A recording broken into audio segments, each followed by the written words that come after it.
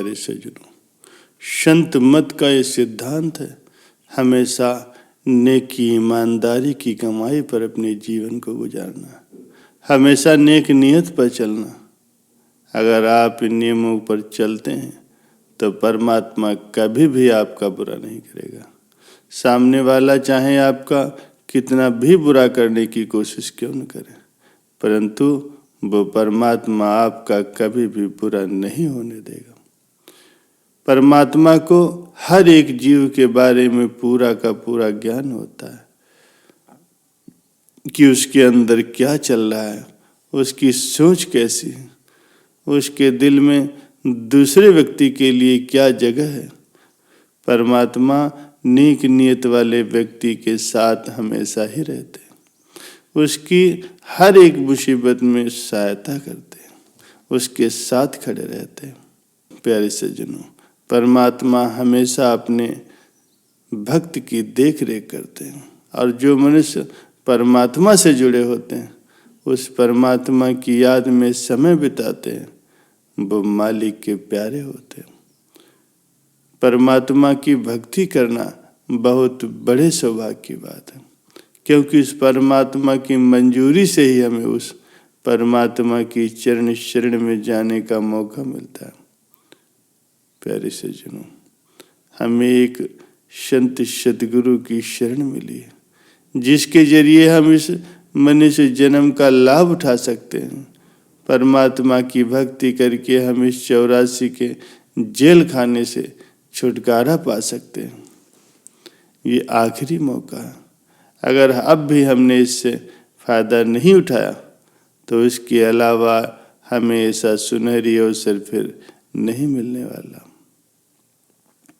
संत महापुरुष अपने सत्संग में बार बार फरमाते हैं कि जो मनुष्य जन्म का लाभ नहीं उठाता वो हमेशा इस नाशवान संसार में भटकता रहता है। उस जीव को कभी भी शांति प्राप्त नहीं होती, चाहे उस व्यक्ति को कितनी भी धन दौलत जमीन जायदाद मिल जाए, परंतु फिर भी उसकी स्थिति गरीबों जैसी ही रहेगी। क्योंकि जब तक वो परमात्मा को नहीं पा लेता कोई भी व्यक्ति धर्मान नहीं हो सकता, क्योंकि उस नाम या शब्द के बराबर इस सृष्टि में ऐसी कोई भी चीज नहीं है, क्योंकि शब्द का कोई मोल नहीं है, वो अमोलक है। उसकी कोई हद नहीं है, वो अनहद है। वो 24 घंटे हमारे अंदर चल रहा है, उसकी धुनकार हो रही है। जो व्यक्ति उसको समझ लेता है वो इस युक्ति को पा करके ईश्वर की भक्ति में लीन हो जाता है और वो परमात्मा को पा लेता है, और वही व्यक्ति इस सृष्टि में सबसे उच्च श्रेणी का जीव कहलाता है। प्यारे सज्जनों, नामदान की किस्मत वाला कोई बिरला ही व्यक्ति होता है। महापुरुष समझाते हैं कि नाम क्या है, उसकी असलियत क्या है, उसकी कीमत क्या है। प्रभु के नाम की असलियत हर कोई नहीं जानता। कोई बिरला जीव जो गुरु के हुक्म की पालना करता होगा वही जीव उसकी असलियत को जान सकता। हमने बहुत बार सुना है कि बंदर क्या जाने अदरक का स्वाद। ये बात बिल्कुल सही होती है, क्योंकि जिस जीव के अंदर अगर परमात्मा के प्रति तड़प नहीं है, प्यार नहीं है, तो उसकी अहमियत को वो कभी भी समझ नहीं सकता। हमें कोई चीज़ अगर मुफ्त में मिल जाती है तो हम उसकी कदर नहीं करते, क्योंकि वो तो मुफ्त में मिली है। अगर हम उसी चीज़ को अपने पैसों से खरीद करके लाते हैं तब हम उसकी बहुत संभाल करते हैं, उसकी देख रेख करते हैं कहीं ये बेकार न हो जाए। बस यही कारण है कि हम नामदान की अहमियत को नहीं समझते, उस पर अमल नहीं करते। लेकिन पछतावा तो तब होगा जब हमारा अंतिम समय आएगा, तब हम कुछ नहीं कर सकेंगे, क्योंकि तब तक डोर हाथ से निकल चुकी होगी। भक्ति के कार्यों पर अमल कर लो। भजन सिमरन के लिए कोई खास दिन या कोई खास मुहूर्त की जरूरत नहीं होती, न दिन न रात देखी जाती। हम किसी भी हाल में भजन सिमरन कर सकते हैं। बस हमारे अंदर गुरु और परमात्मा के प्रति प्यार होना चाहिए, उसकी तड़प होनी चाहिए। इसलिए जब भी समय मिले भजन सिमरन पर बैठ जाओ। अगर आप बैठ करके भजन सिमरन नहीं कर पा रहे हो तो कोई बात नहीं, चलते फिरते भी भजन सिमरन करते रहना चाहिए।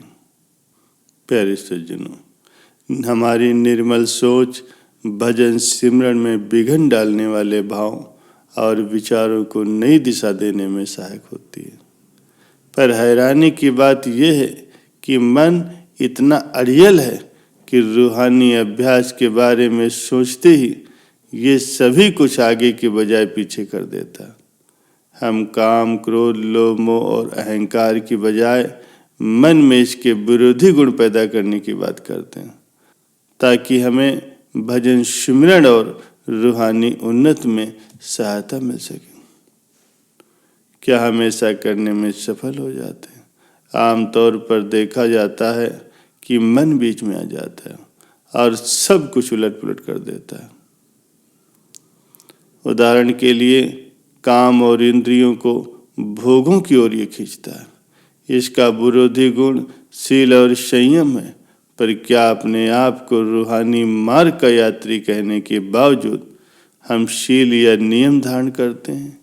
क्या यह एक आश्चर्य नहीं है कि हम संसार का केवल भजन सिमरन के अभ्यास में ही प्रयोग करते हैं?